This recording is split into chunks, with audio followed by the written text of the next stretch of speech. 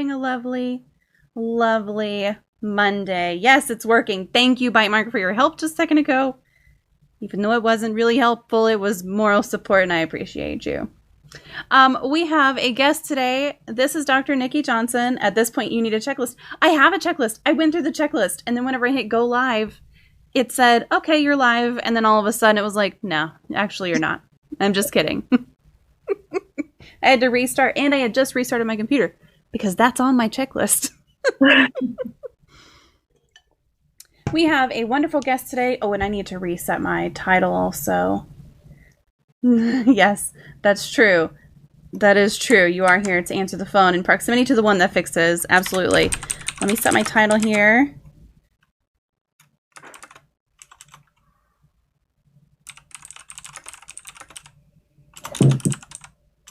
I do not have the soundboard commands working right now because that would be too much. That would be too much. Oh, but you know what? I don't have the... Okay. So I had to restart my computer, so of course everything else restarted. We're fine. It's all good. Chatbot will start up in just a second, and I'll be able to open the queue. But as we do whenever we have an actual professional guest here, hey Autumn, how are you? We will have a queue set up, so you can type !Q, just the letter Q, no need for all the silent letters, just the letter Q. We will have that opened up, and we will also have those questions. As you enter them, you can do one at a time, and you will make sure to answer those questions as we go, kind of thing. But our guest today, who's gracious enough to join us and thankfully has already stuck through several minutes of me going, oh shit, what's happening here, is Dr. Nicki Johnson, and her research interests. All right, let me pull this over here. Here we go. Include violence against women and sexual gender minorities with an emphasis on sexual violence and intimate partner violence, cultural reactions to gender-based violence, the evaluation of prevention program for gender-based violence, the analysis of sexism and gender inequalities within and outside of the U.S. She's assisted in the implementation of 2 shelter-based treatment programs for women with a history of intimate partner violence, as well as created a bystander-plus rape prevention program for college students, incorporating traditional bystander intervention techniques with feminist consciousness raising. She recently received NIH funding to develop and evaluate a multi-pronged intervention targeting risky alcohol use, risky sex, and bystander behavior associated with alcohol and sexual assault contexts. She employs both quantitative and qualitative research methods with a focus on mixed methodology. She's also received several awards for her work, including the 2018 American Psychological Association Laura Brown Award for Outstanding Contributions in LGBTQ Psychology, and the 2018 Zirkle Award for Distinguished Teaching and Education, and the 2019 Outstanding Initiative Award for her LGBTQ plus focused rape prevention programming. She also directs the Resistance Lab, which I have a link for you right here. You want to check out the Resistance Lab, you can go there. She also directs the Resistance Lab at Lehigh University, which is dedicated to the eradication of gender-based violence through empirical research and programming. So thank you so much for joining us today. Super excited to have you here. We're going to be talking about gender-based violence today. This is it can be somewhat an intense topic, so if the conversation gets a little bit heavy, I think that's fine. Breathe in and out. Yeah, that was a mouthful. If the conversation gets a little bit tense, that's okay, because these are definitely things that we want to talk about. Definitely things that we want to make sure there is conversation around. So mental health is not always just talking about anxiety and depression, which are the kind of the fallbacks for mental health conversations are, okay, well, we're going to talk about depression. Okay, well, we're going to talk about anxiety, but there's so much more. It was a mouthful. It made me thirsty. Okay, so first of all, could you tell us what gender-based violence is and how common it is? Sure.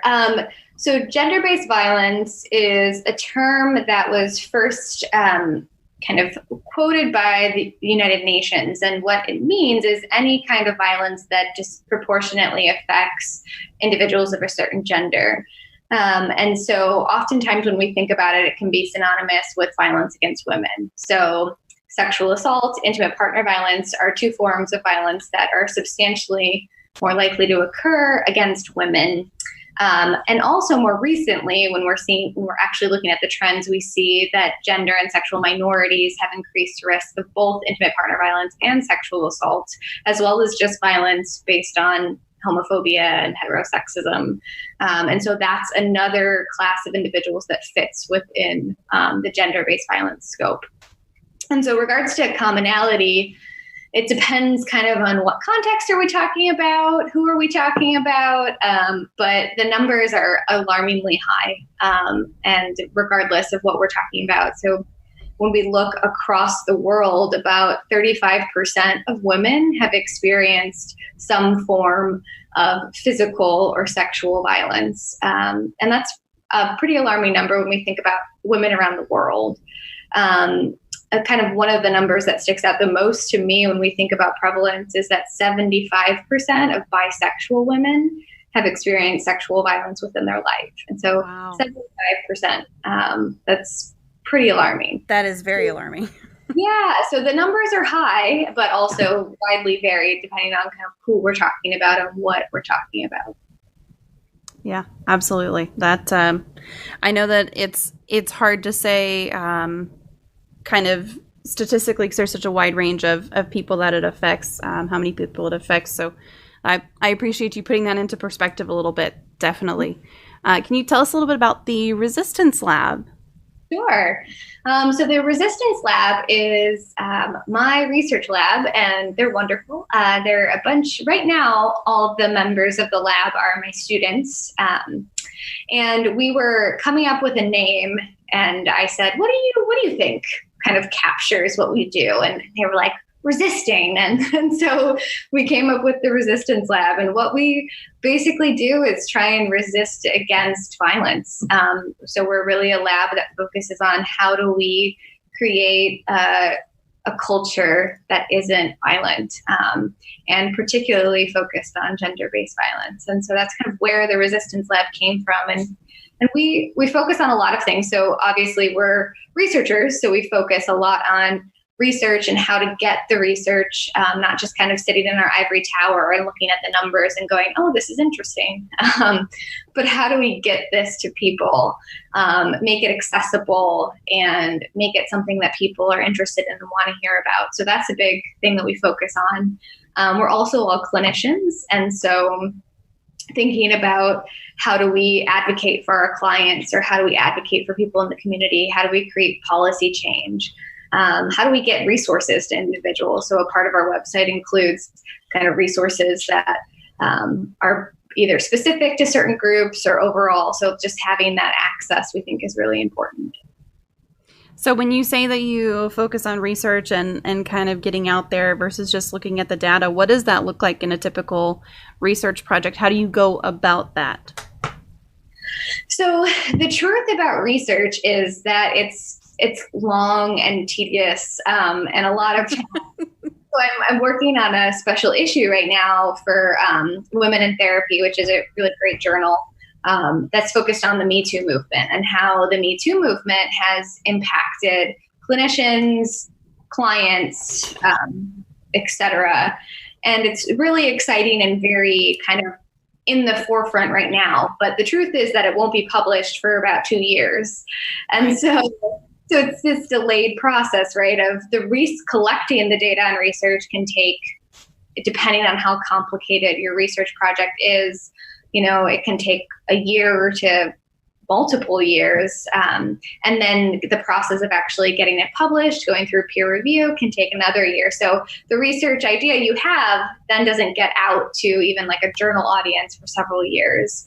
So what we do is we try to move things along quickly, but also try to use what we know or what we learn from our research before it necessarily gets published. So we work a lot with media outlets and Twitter and social media to try and say, like, what is the current stuff that's happening right now? What is the whether it's our media or research or media on our research, or whether it's media that relates to our research, how can we get it out to people and say, like, this is something that we support and this is something that we see happening. Yeah, that's great. And I saw on your website that you have a whole section for the resistance pup. Is that your dog? She is, yeah. Okay. She's my dog. She is adorable and lovely, and she's been our mascot. So she comes to lab meetings all the time, and it's just pretty wonderful.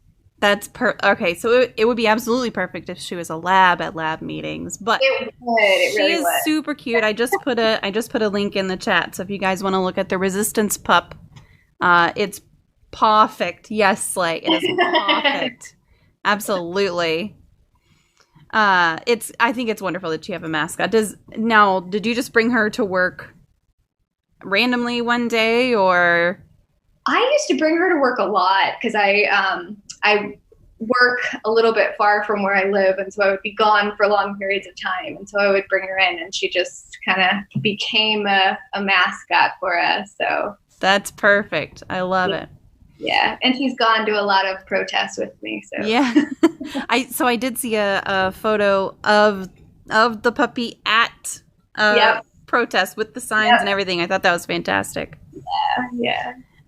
What are some of the biggest differences you've seen when it comes to sexism and gender inequalities within and then outside of the U.S.?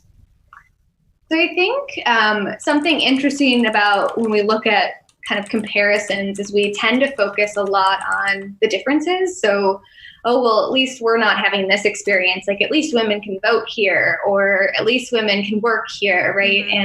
And that's true. There are differences in terms of what freedoms we are allotted or what freedoms we have in certain places versus others. But to be honest, when we look at sexism, it's really a global phenomenon. And we see there's not really places that we can say, oh, this place, it's matriarchal. Women are really the ones in power and holding the stance.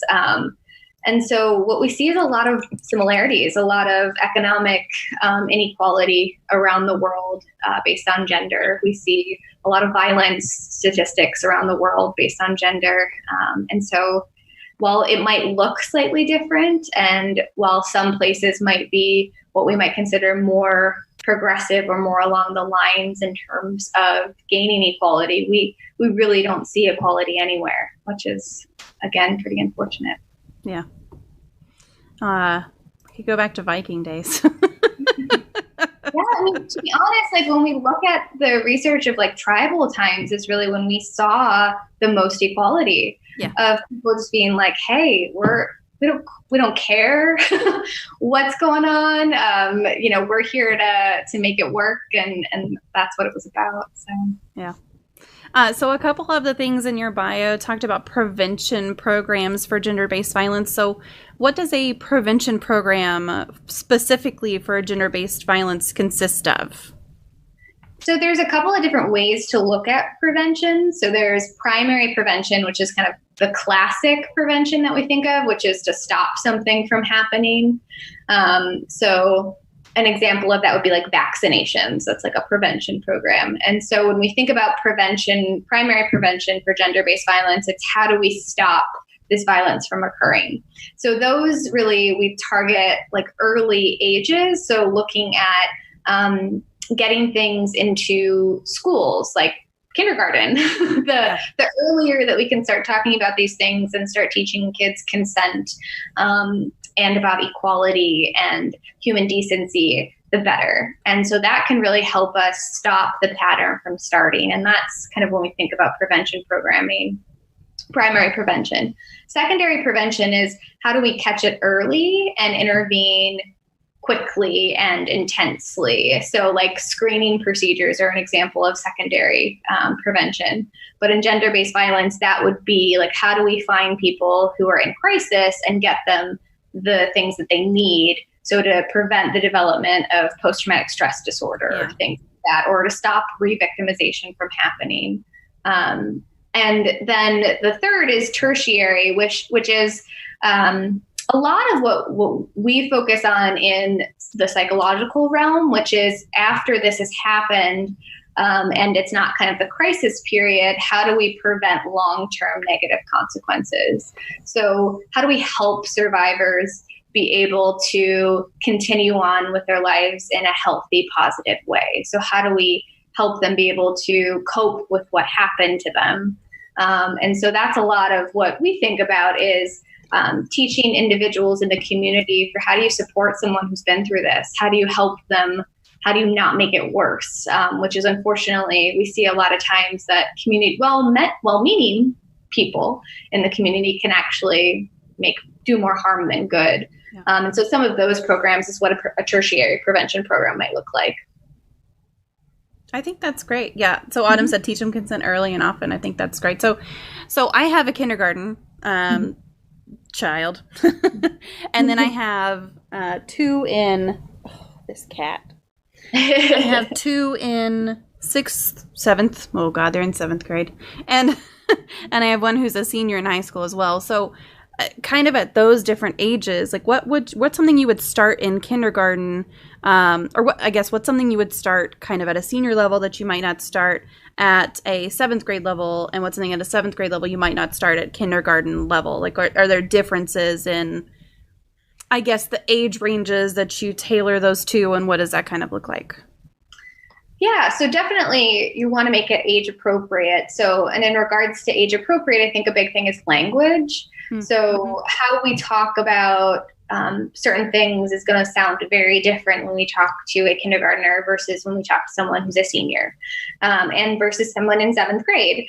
And so thinking about, what language you do. One thing we know about language, though, is something that has been sort of universally found is we want to refer to sex organs and body parts by their appropriate names. And so regardless of if they're in kindergarten or if they're a senior, we want to call a penis and vagina a vagina.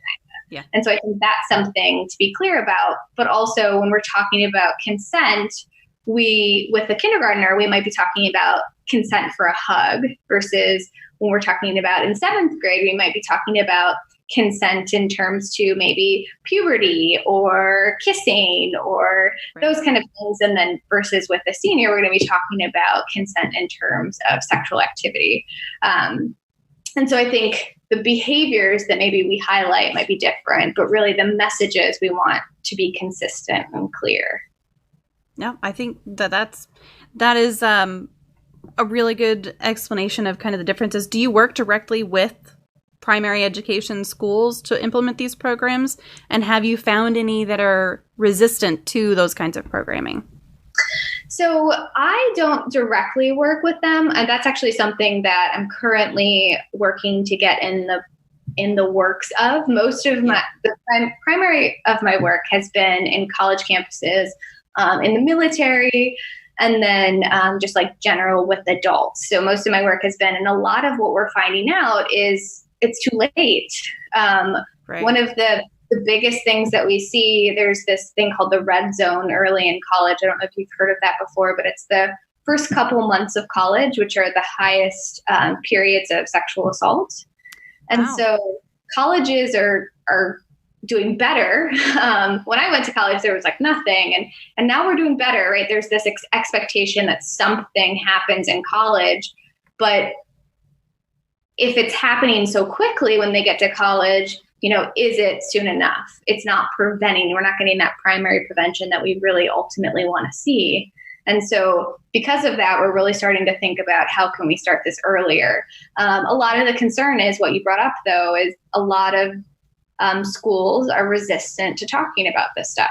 And one of the reasons is there's this concern and this myth that if you talk about it, then it's going to happen, right? Right. And even though, we have stats to say that that's not true, but there's still that idea and that concern, or parents think, I don't know what you're going to be telling them, and I want to be responsible for that, which, again, depending on the program, might be a fair thing. And so thinking about how do we get evidence-based programs in school. And there's a really excellent program that has actually age-specific modules from kindergarten through college is the Green Dot program, which is a bystander-oriented program that does excellent work and is evidence-based, and again, has very like appropriate language depending on the age group. So that's something that I think. And it's the Green Dot program? Green Dot, yeah. Okay. It's all right. Yeah. I write stuff down when I do. I write stuff down that I want to go and look up more information about after. So if you see me just kind of looking down and writing something, that's what I'm doing. Yeah, I mean, I can imagine, schools it took long enough to get them to just teach sex ed kind of thing. And we see the same thing with suicide in general. Like, one of the things that I've learned that was actually a little bit surprising to me was that a lot of people felt like if you talk to someone and ask them, are you thinking of committing suicide, that you are then going to be introducing that idea to them. And one of the things that I've learned since I started doing all this mental health talk show is just that it's not actually really the case. And in fact, and this is the part that I learned, like I knew that wasn't the case already, but the part that I learned is that asking someone that straightforward, asking them straight out, like, are you thinking of doing this, actually gives them kind of a release valve to talk about it. So yeah. Mm-hmm. I don't know how, but we tied that into Suicide Prevention Week. Yeah, definitely. So can you describe, you mentioned the bystander piece of a prevention program. So you also have some material out there about a bystander-plus rape prevention program. Can you talk a little bit about that? Sure. So the best evidence that we have so far in terms of rape prevention is bystander programming, which basically means that we used to go through this whole route of teaching women how not to get raped and teaching men how not to rape. And that didn't go very well. It turns out that when people are confronted with this idea that they could be a rapist or somebody who's raped, they tend to get defensive and shut down. And actually, we saw this rebound effect happen where people endorsed greater rape myths after going through programming. Wow. And so this is why I'm like very big believer in assessing what you're doing, because we think things are like, oh, common sense, but then we figure out, oh, actually it's not. So bystander is one of the only programming that we have that actually has evidence to show long-standing changes. And so it's a great program. And what it does is it twists things, and it says, rather than you could be raped or you could be a rapist, it says, how can you be a proactive bystander? If you see something happening, how can you intervene in a helpful way? And what it does is it indirectly gets to that message of, if this could happen to you, or if you could be somebody who could do this, how do you intervene on your own behalf? But it really reduced that defensiveness. The problem is that it's really oftentimes like a one-time program, and we live in this culture that really reinforces these ideas about what it means to be a man and a woman, and what sex means, or not talking about sex, or the stigma around it. And so my argument for the bystander plus is that one-time programming isn't going to change a lifetime of culture. And so if we really want to create change, and change that's actually going to result in lower sexual assaults, then we need to start changing policy. We need to have more than just a one-time program. We need to raise consciousness. So we focus on consciousness raising, talking about this stuff, talking about the culture that we live in, so that people can be aware of it and then be different, choose different. And so that's really what the plus stands for, is this is great and it's nice to see this initial effect. But if we actually want to create a culture of change, we need to do a whole lot more than a one-time program during college. Yeah. And have you been able to get any colleges to implement more than a one-time, and how has that gone so far? We have. Yeah, we've had a couple of colleges that we've worked with in implementing this. And we have an article that recently got published online that looks at the two-prong approach. So having sort of a bystander-oriented program and then a consciousness raising. And we do see in our sample, which is one sample, so take it for what it is. But that we do see for individuals who go through this programming, they have reduced acceptance of rape culture, both within themselves as well as in their culture. And so trying to shift this cultural change with this, and we see positive results with that. Yeah, that's great. I mean, even, I know that you say there's only, the one sample, but the nice part about that is if someone else says, oh, well, they only have one sample, it's like, okay, then you go do it too. And now they won't have two. Exactly. Yeah. You got to start somewhere. Right. That's the beauty of science, right? It's like this idea of we take one brick and we're building a house, right? But one brick at a time. So. Yeah. Yep. I like it. Slay, that's a really good point. Slay said a lot of the issues around mental health seem to be about long-held misconceptions that have been induced into facts because not enough people have been shutting them down early. Yeah. So true. Yeah. That is very true. Yeah. So in your bio earlier that I read, you received a couple of awards for LGBTQ plus research and programming. Can you describe some of the differences between rape prevention for LGBTQIA plus individuals? Sure. So to be honest, there's not a lot out there. So most of the rape prevention programs are very heteronormative in nature. And so they focus almost exclusively on heterosexual relationships, and almost exclusively on the idea that a man is the perpetrator and a woman is a victim.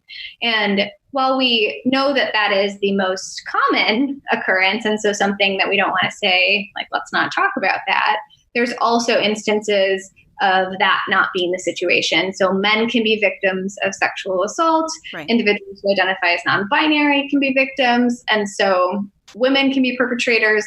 So really, when we think about being more inclusive in our programming or direct in our programming, we have to expand how we talk about this. So we actually took, and we have an article that just got accepted on this, but looks at creating a program for the queer community.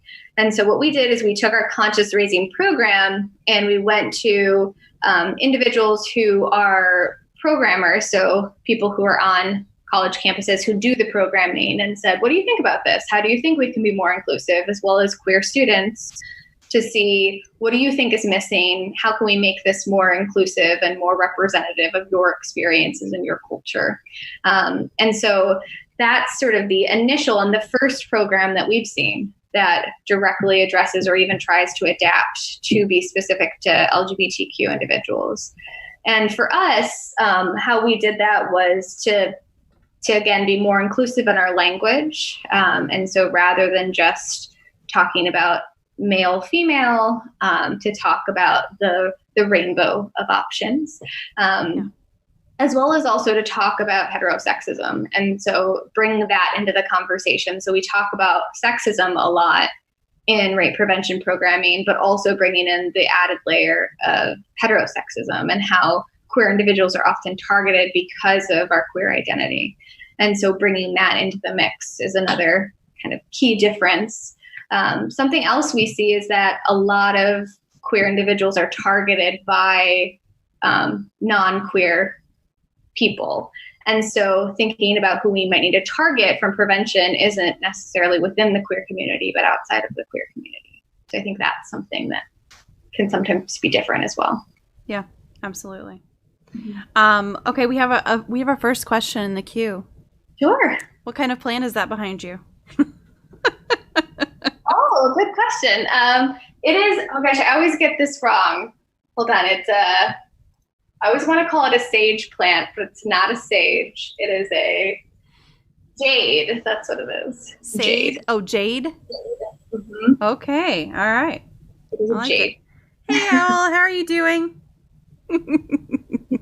Well, it's a very pretty plant. I like Thank it. So your statistic earlier, I just kind of want to go back to that because that did surprise me. Oh yes, Bite Mark said we're not going to grade you. I just wanted to know. Good, valid point. There is always a chance with me. You just don't know. I want to go back to a statistic that you mentioned in the beginning because it was really pretty shocking to me. But you said that 75% of bisexual individuals have experienced some sort of gender violence. Mm-hmm. That is that's like mind-blowingly high to me. Yeah, it is. It is. Yeah, it's and there's a national representative survey on intimate partner violence and sexual violence that for the first time in 2010 actually looked at sexual orientation.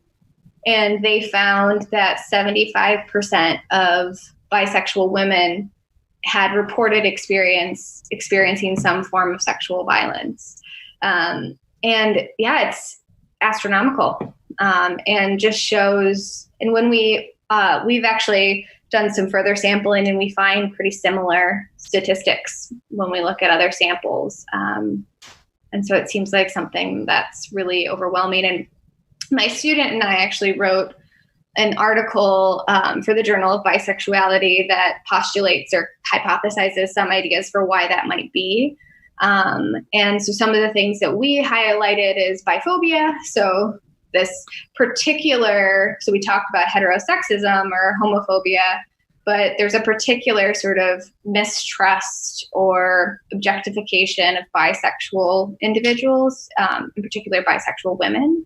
And so this sort of objectification of bisexual women being engaging in same-sex relations for the pleasure of men. And so we see this a lot in pornography, and sometimes even in shows, or there's this concept of performative bisexuality of girls kissing for the attention of boys, with Girls Gone Wild kind of stuff. And so that sort of highlights this position of further objectification. And then there's the not only rejection from the heterosexual community, but also rejection from within the queer community of bisexual individuals. And so that kind of further rejection is another hypothesized reason. Alcohol is always a big factor, and we know that there's higher rates of substance use within the queer community. So that's another hypothesis. And then just good old-fashioned sexism. So. Yeah. Good old-fashioned sexism. That's sad but true. Yeah. Bitemark has a question. What programs are available for people of college age but who do not attend college? Is there any outreach to places like libraries, community centers, etc.? That's a great question. And actually, although the majority of programs and focus has been on college students, there is programming available. So Green Dot's program does it like in a variety of sets. I have a lot of positive things to say about them, obviously. But they definitely have their program accessible at various locations. So not just within college, but, and their goal is really to have this be a lifelong experience. So thinking about something everybody has access to, like public education. But then also a lot of centers. So here in where I live, there's a really great, there's a place called Crime Victims Council that does outreach programming. And so they do outreach programming to anybody who asks. So that can sometimes be at libraries or at various sort of, people might have groups or organizations within the community that they have them come and do prevention programming to. But it's often on a sort of requested basis rather than a regular sort of scheduled basis. Yeah. There are definitely programs and access. It's just sometimes something that has to be looked for, unfortunately. Right. Which doesn't really speak to prevention. No. I mean, that seems to make it a much more reactionary stance at that point. Absolutely. Okay. So, Alex, is your question about the sample? What's your? I missed the sample size question. I don't remember what that's in relation to. If you can clarify what you're asking about. Oh, the 75%. Okay. Is the 75% number, is that from the U.S.? Oh, you said it's from a national survey for partner violence? Yeah. So it's U.S. only? U.S. national survey. So it was, what they do is they do this thing called they pick random places to call, and then they speak to whoever will answer, but they go until they get a nationally representative sample. Yeah. Okay. But it's just U.S. representation. Yeah. And Bitemark said, honestly, I'd say that tracks with my experience and those around me. That's just ridiculous. Mm-hmm. That really kind of makes me mad. Yeah. Yeah, I mean, it's something to be mad about for sure. Yeah. Autumn said anti-trans bias and transphobia. My cat's ringing a bell. So you mentioned heterosexism and homophobia. Are those the same? I have not heard the term heterosexism before. So they're often used interchangeably. Oftentimes when we think of homophobia, it's like a fear of gay individuals, whereas heterosexism is more about the systemic problem around it, so the cultural bias against it. So they're used interchangeably, but they have slightly different connotations. So one's about sort of fear and the other one's about like the system. Okay. I like it. Like cissexism. Mm-hmm, exactly. That's another one I haven't heard either. Okay, so changing kind of questions a little bit, but in instances of partner abuse, where you're in a relationship, whether it's a heterosexual relationship, whether it's a any other rainbow of relationship. So a lot of people who hear about or read about someone who is in an abusive relationship, they wind up blaming the victim for not leaving, or saying, well, why didn't they just leave? If stuff got that bad, why didn't they just leave? Can you describe for us some of the barriers to leaving abusive relationships that aren't often talked about in those situations? Sure. So I came up with this thing that I called the fairy tale theory of intimate partner violence. And so what I mean by this is oftentimes what we learn about, read about, hear about growing up is really paints a picture of the early stages of intimate partner violence.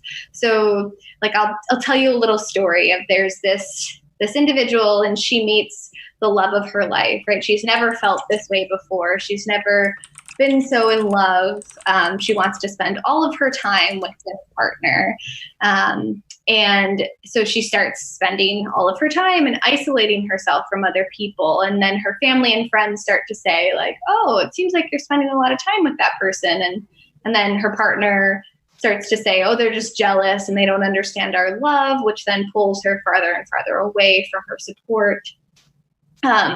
Then her activities and job starts getting in the way. And so her partner says, oh, I'll take care of you. Don't worry. So then she becomes financially restricted and isolated with this person. Oftentimes abusers will remove the person from their location. So that might even be like moving to a different state. And so there's this burden. And so then at that point, right after they're isolated, financially restricted, don't have a support system to turn to, then that's when the first incidents of abuse will happen. And then they're so sorry and it'll never happen again. And it was just because they loved you so much. And so that's kind of this thing we call gaslighting, right? Where the abusive partner turns the situation on the other individual, making them feel like it's something they did wrong.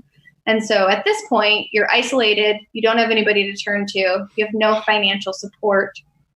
And so you believe them and they're the love of your life, right? They're rescuing you from all the turmoils of your life, right? The thing that you've been missing. And so you forgive them and then the abuse continues and then they apologize. If only you wouldn't have done this thing. If only you would have had dinner ready, right? It becomes all of these things. And so then your self-worth really gets warped down and you start to see yourself as this, if only I would be different, then they wouldn't hit me or they wouldn't treat me this way, right? And so it becomes about you, not about them. And so at that point, there's just all of this stuff that makes it so hard to even realize that you're a victim. And so then at that point, if you even realize that you're a victim, something that you know is that the highest risk of violence, so the most likely time an individual is murdered by their partner is when they leave. So not even talking about financial factors or not having support or not having anyone to turn to, but the highest risk of being killed is when you try and leave. Wow. And so that's a huge factor of why people stay, right? Well, if I leave, then I might die. Yeah. And so that's one of the things that I think for me in working with survivors is like a big take home message of when people say, well, why don't you leave? Well, it might actually be safer for me to stay, to be honest. And the state of our access to resources, the state of protection is not great for survivors. And so this whole idea of, well, just get a protection order. I can't tell you how many survivors have said it's a piece of paper. Yeah, it's not going to stop anything. What is that piece of paper going to do, right? So, this whole, it's a dangerous, dangerous time period. And I am in awe of the individuals who have the strength and can figure out how to leave, because it is hard. It is so hard on all of those levels, again, of not having support, not having anyone to turn to. Oftentimes when you do turn to people, they say, well, why didn't you leave sooner? Or, maybe it's not that bad, right? Or what did you do to make that person react that way, right? So there's all of this victim blame, even if you do turn to support, and services also aren't equipped to help you or support you either. So it's a really isolating, terrible experience, and there's so many reasons why a person wouldn't leave. Yeah. So there's a World Health Organization has a statistic out there. It's something like 47%, 48% of all women who are murdered are actually murdered by their intimate partner or family member. Yeah. So does the piece that you talked about, where kind of the highest risk is in leaving, does that stand for psychological abuse as well, or is that mostly in physical abuse situations? If they make that delineation, even. Yeah, it's hard to, because they often are so entwined together. I would say that the partner probably, I don't know anything that specifically looks at whether the risk of possible murder or violence and psychological. I do know that if you try and leave, or if you do leave a psychologically abusive, psychological abuse goes up. So whatever it is, it intensifies. Yeah. Right. There's this peak period that happens after that. There's oftentimes also abusers who use tactics of threatening to harm themselves. So that's a really common tactic too, which is super hard, because again, it's so easy to villainize, like, well, they're terrible, but you love that person, right? And so if that person who you love and who has kind of really messed with you over how long you've been together threatens to harm themselves, that's something serious and something to think about, like, how would I feel? Because often it's like, I would kill myself if you leave me. So that's another, that's a psychological manipulation that's often used and can be very successful, because that's a really hard thing to have to face. Right. Relationship coma. Autumn, that's an interesting. Why do y'all have so many terms that I've never heard of? Every time we do one of these, I learn something, which is good. That's a good thing. Always learn. Frost says, I don't want to sound creepy, but I love the aesthetic of your home. Oh, thank you. So we got questions about your plants, and you have a lovely home. I do. I love it. It's very, very comfortable here. Yeah. I learn at least 2 somethings when we do these. That's good, Alex. That's good.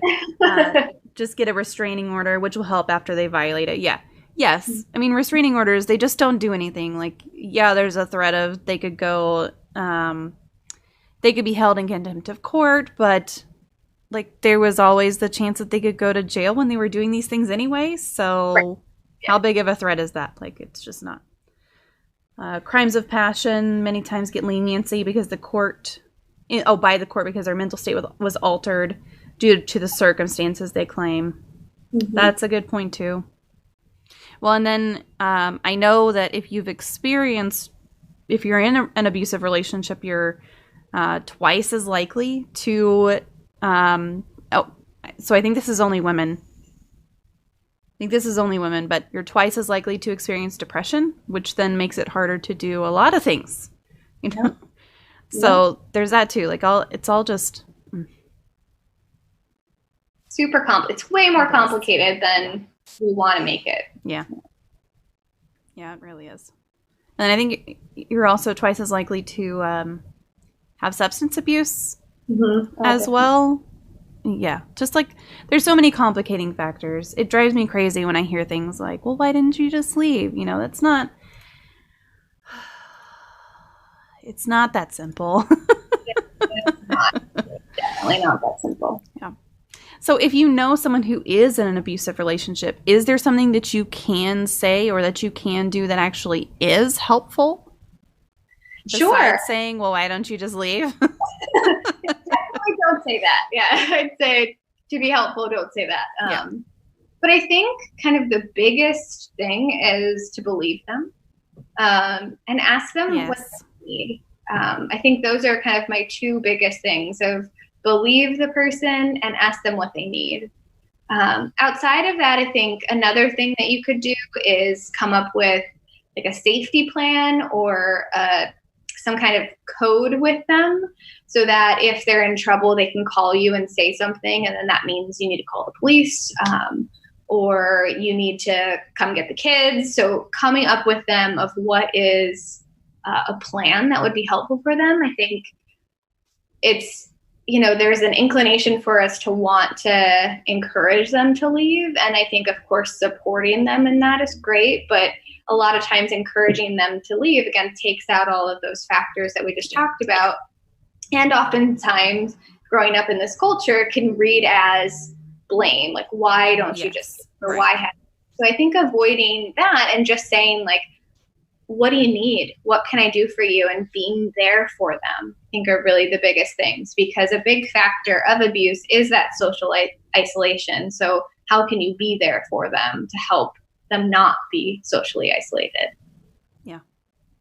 Yeah, Autumn, how can I help you? That's, we've talked about the how can I help you plan when it comes to a lot of different things. Like whenever you're not having a super terrible bad day, just talking to your social connections and talking to your support system about how they can help you when you are having a shit day like that. I think that applies here too. I think that's really helpful. And yeah, Alex, a bug out plan. Now you sound like a prepper. Okay.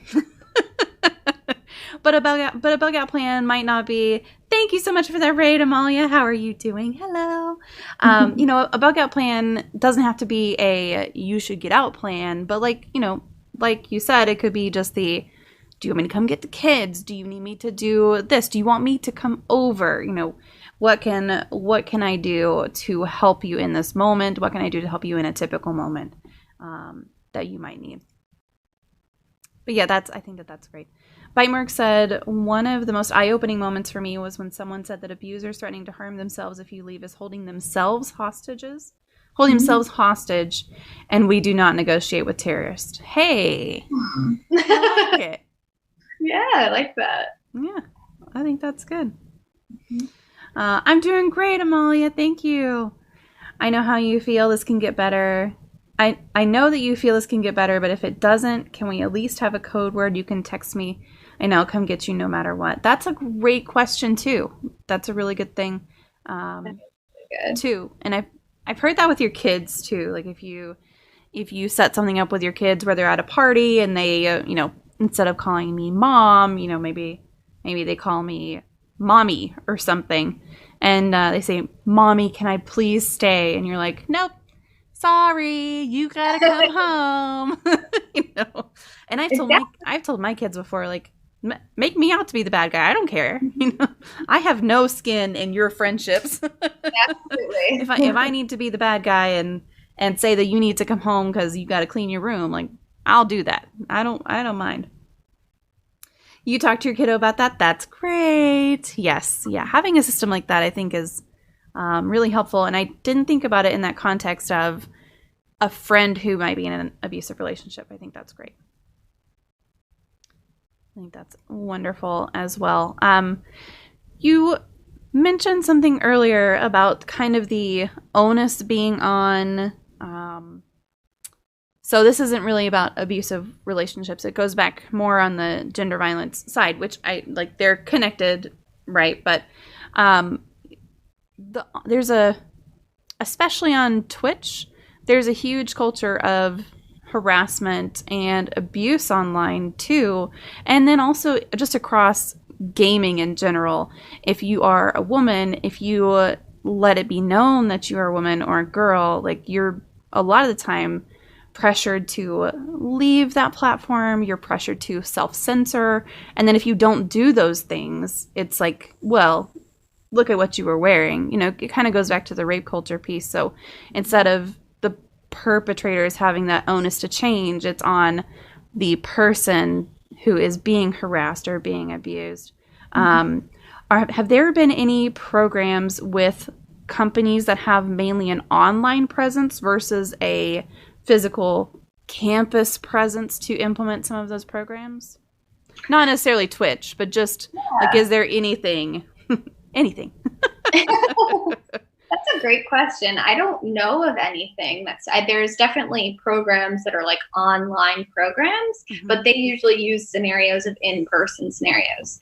So again, like, you get that access, but in terms of talking about how to deal with it online, I don't know of anything like that, but that I think is super important and something that, again, people are probably studying right now, but we won't find out about it for several years.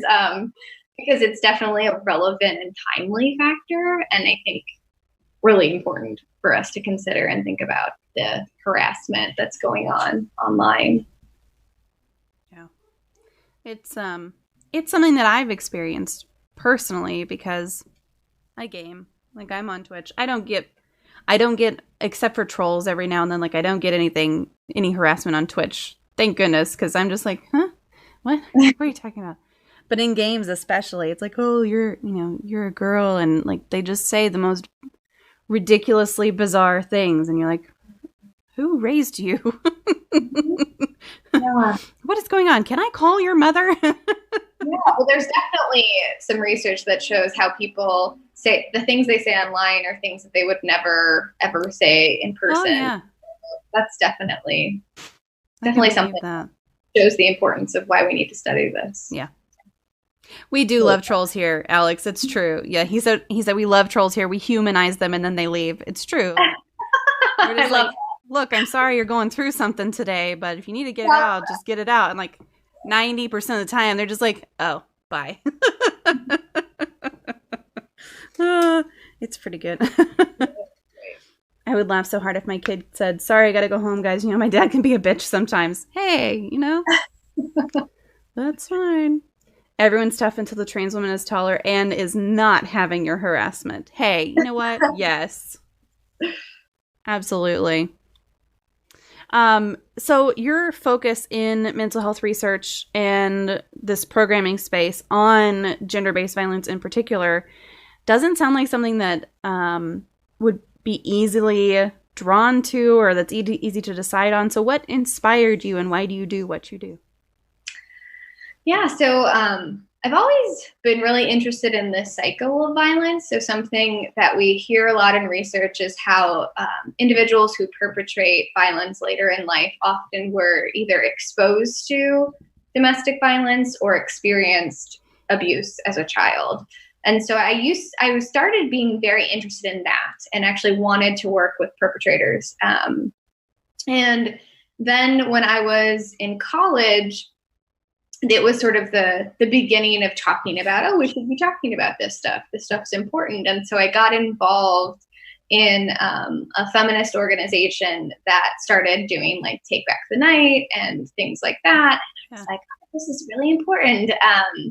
And I got really passionate and involved in that regards. And then I ended up going to my doctorate program and working with someone who was working in shelters with women who've been abused. And kind of the first time that I went into the shelter and started working with these amazing individuals, I was like, this is what I have to do. This is my future. This is what I need to do. And it's hard. You see a lot of things, you deal with a lot of things that a lot of people mostly choose to avoid. Some people who have the option to choose to avoid or ignore. And so it can be hard. And so I think I practice a lot of self-care. I go to my own counseling. I think counseling is so important. And so I think those are the ways that I deal with it, but it's really a passion to me and something I think is just really important. I really truly believe that we all believe to feel safe, and that's not something that a lot of oppressed and marginalized individuals feel, or most, I would go to say, and that's not something I feel okay with. And so trying to figure out how I can at least make one person feel safe is something that's worthwhile to me. Yeah, that's fantastic. And, what a goal. I mean, it's trying to make people feel safe. Like that's a pretty big goal. And I'm sure a lot of your research really supports that for sure. I mean, you have a resistance pup. Who doesn't feel safer with a resistance pup? Right? Yeah. She's my self-soothing object. Yes, sure. Absolutely. Look, 3 cats, 3 dogs. I have, I'm with you. So you talked a little bit about working with the military. Is it hugely different to work with the military on some of these prevention programs versus college campuses? Is that a big difference, or there's some similarities there? I would say there's quite a bit of overlap. I think we talk about college campuses as like this progressive sort of place, and it can be. Like there's a lot of really cool stuff happening and a lot of like conscious raising happening in classes, and it definitely can be, but it's super, super hierarchical. There's so much hierarchy and so much institutional pressure to protect the name and make money. And so with that comes the same things that you see in the military of wanting to cover up things, wanting to silence people. And wanting to like cater to the people who have money, which are often people who aren't necessarily in favor of some of these more progressive things. So I really do see a lot of overlap.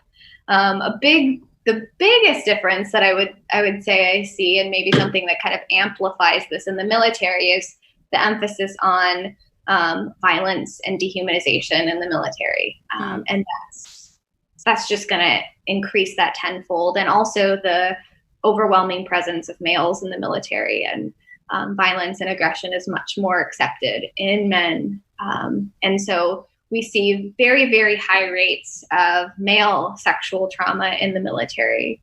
And it's the percentage is much, much higher for women in the military. But if we look at sheer numbers, it actually averages out with more men experiencing sexual violence, because there's just like 90% of our military is men.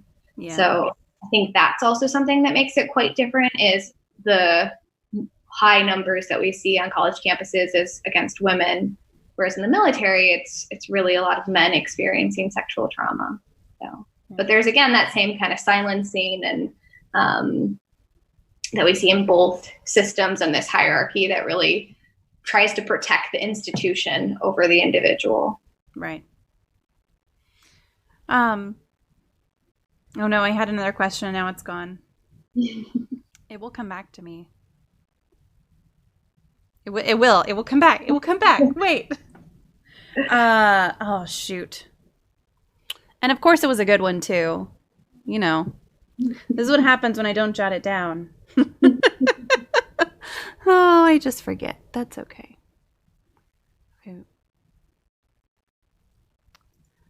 No, it's gone. That's okay. I don't know where it went. So if you could change one thing about the mental health field or people's views of mental health professionals, what would it be?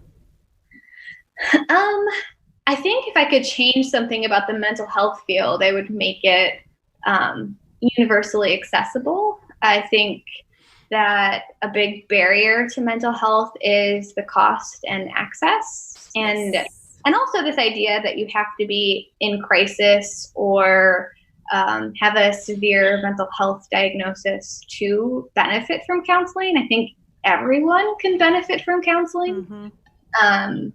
And I think changing something about mental health professionals is that we're human too. And we, you know, a lot of us need the same kind of things that our clients need. And so I think maybe moving some of that kind of like power or that differential factor. Yeah. All right. I do remember my other question. Oh, great. So you mentioned some of your work to do some research on the Me Too movement. Is that, thank you, Have, is that something that is, and I guess this is for all of your research as well, is that pretty scoped to the US, or do you do research in other countries as well? So the majority of my research has focused in the US, but I am working with some partners right now to try and get access to look outside of the US. But right now, the Me Too movement, our research is focused on the US. Do you find when you do research on something like the Me Too movement, do you find that the response to it coming out, you know, like you said, it takes a couple of years to get some of these things done. Do you find that the response to it is quite different from when the movement was happening versus when the research comes out? I think so. Yeah, I definitely think so, because it's sort of this like, oh, that was several years ago. So we just had something published that was about the 2016 presidential election. And while it was happening, it was all anybody could talk about, yes. Right? It was like, oh my gosh. And then now we're in 2019 and people are like, listen, we're focused on the 2020 election. And we're like, but it's just coming out now. Yes. So I think, unfortunately, it's like that was a big thing, right? Having the first female nominee of a major party, and the things that happened during that time were huge deals during that time. And now, like 3 years later, we're sort of moved on to the next thing. And so, unfortunately, I do think that it's an unfortunate factor of the fact that science takes time. And there's reasons for that, right? We don't want to be publishing things that haven't gone through a rigorous process. Mm-hmm. But it's sort of like then gets us behind the curve, and there's less sort of momentum behind it. Yeah, I mean, I would hope that helps you build on other research. Like, just like you said, that one brick at a time piece, the taking it and then saying, okay, well, we could do other things on this, or this wasn't quite clear, we need to do more research on this. I would hope that that's a good thing to come out of this, but I haven't read that election study yet. And we don't like to get too political here, but can you just kind of give us, maybe summarize the abstract of it? Sure.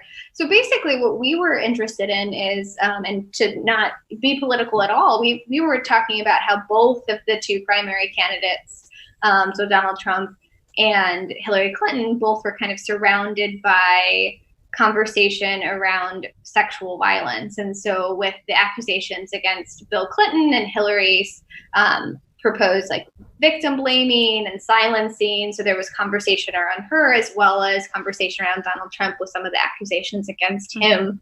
And so we thought that people who were following the campaign would actually endorse higher rates of rape culture, the post-election sample versus the pre-election sample, just because it was really a focus of the campaign across sides. And so that was really what we were looking at. And we saw differences in a couple of things. So we saw increased acceptance of violence in the post-sample versus the pre-sample, as well as decreased acceptance of traditional gender roles. And we thought that was because of having the first female president. So we see this kind of like positive thing happening and this negative thing happening. Right. But basically what it tells us is that political campaigns have an influence on the culture.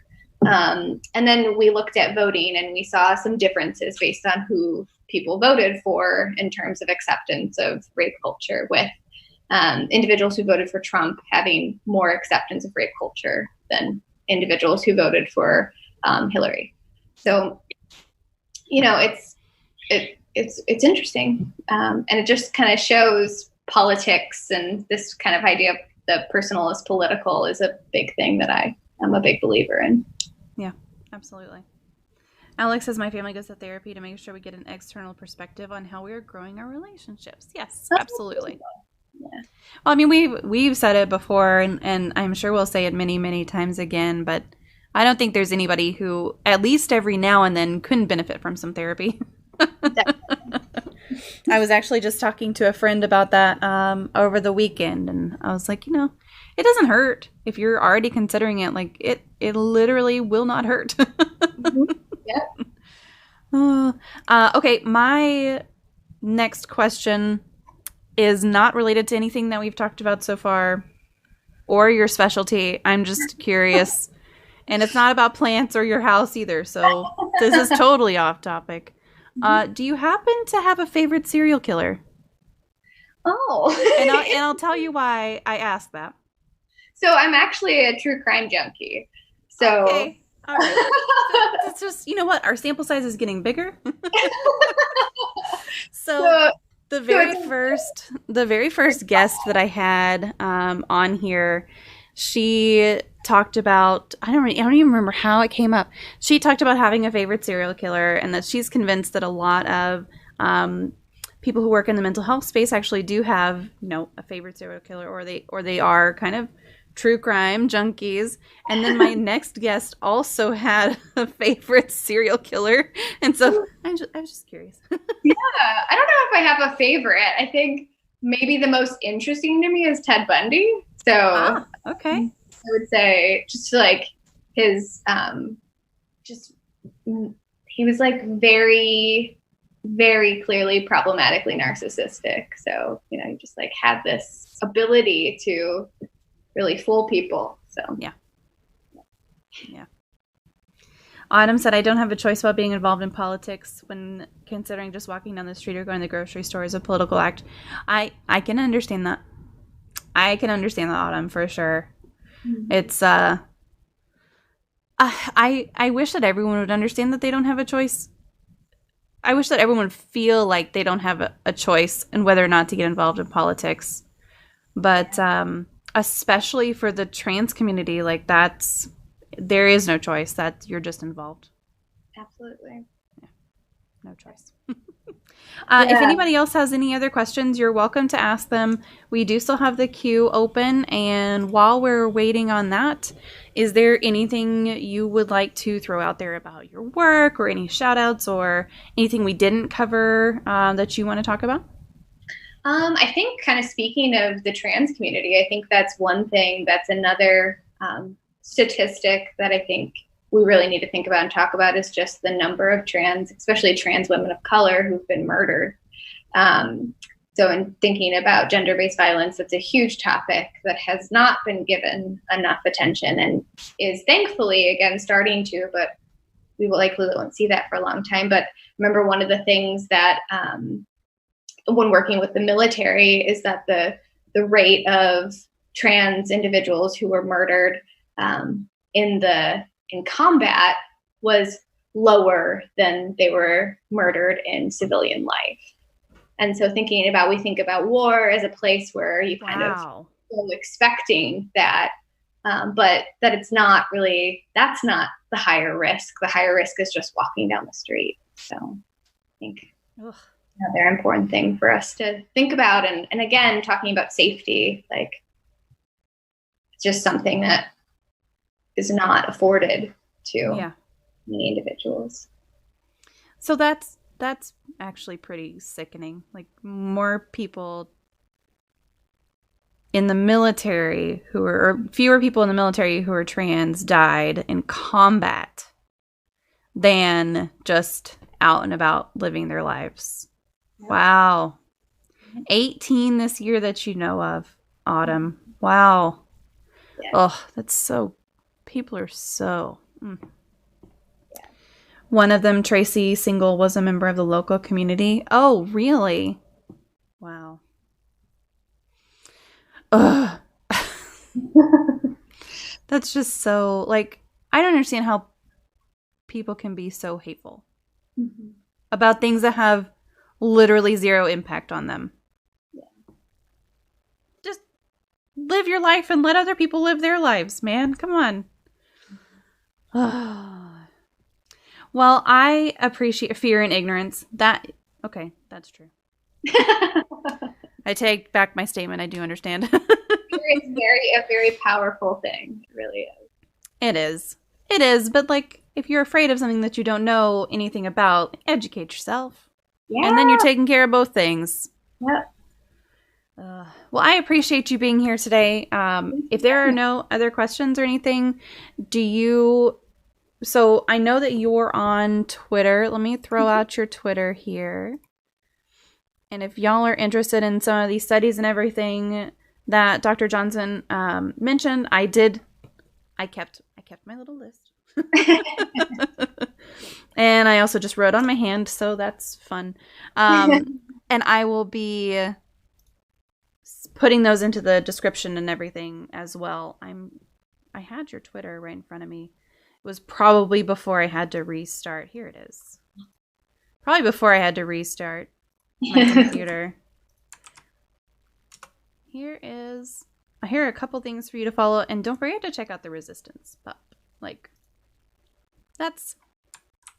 she's pretty good. Thank you, Autumn. Look at you. Y'all are on top of it. This is why I love you guys. Well, thank you so much for being here today with us. I appreciate it. I know that the community appreciates the chance to interact and ask you questions. So thank you. Yeah, thanks for having me. And if you guys will give me just a second to disconnect with our guest here, I will be back live in just a second. I'm going to give you the cat cam, although my cat is just...